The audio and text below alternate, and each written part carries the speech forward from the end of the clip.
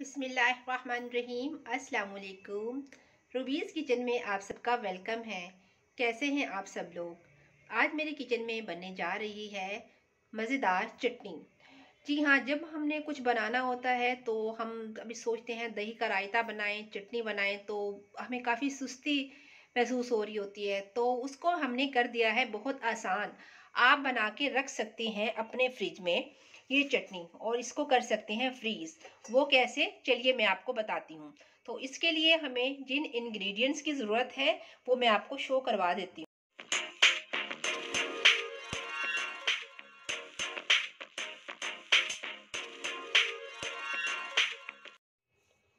सबसे पहले हमने धनिया और पुदीना लेके उसको वॉश करके अच्छे से साफ़ कर लिया है। और इसमें मौसम के हिसाब से अगर मिर्चें बाज़ दफ़ा हरी मिर्चें तेज़ होती हैं, बाज़ दफ़ा इतनी तेज़ नहीं होती, तो आप उसी हिसाब से हरी मिर्चें ले सकते हैं। उसकी क्वांटिटी अपने हिसाब से रख सकते हैं।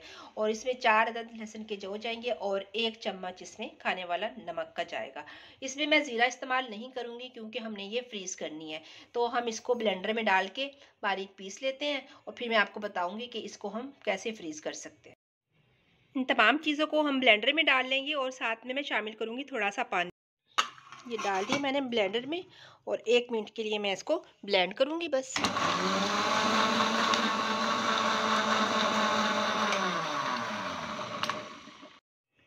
ये आइस क्यूब वाली ट्रे हर घर में होती है। तो अब मैं इसमें डालना स्टार्ट करती हूँ। हम तमाम इसके खानों को इससे फिल कर देंगे। देखिए, मैं ये तमाम डाल लूँ फिर मैं आपको दिखा।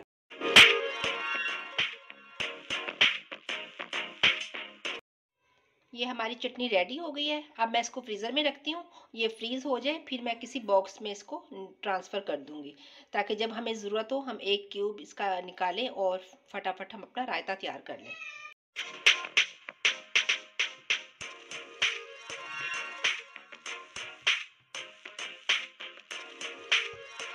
हमारी चटनी बिल्कुल फ्रीज़ हो चुकी है 1 घंटे बाद। अब हम इसको निकाल लेंगे। हम इसको पानी में रखेंगे थोड़ी देर के लिए। देखिए, इसके अंदर पानी ना जाने पाए, बस ये इस तरह रखेंगे कि ये डीप हो जाए पानी में। तो फिर हम इसको निकालते हैं।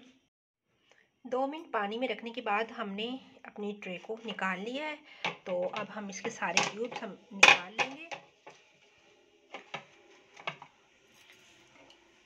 वैसे तो ये खुद ही निकल जाएंगे, वरना छुरी की मदद से हम ये तमाम निकाल लेंगे। और फिर हम आपको दिखाते हैं कि हमने इनको कैसे फ्रीज़र में कैसे सेव करना है। ये सारे हम इसी तरह निकाल लेंगे। ये देखें,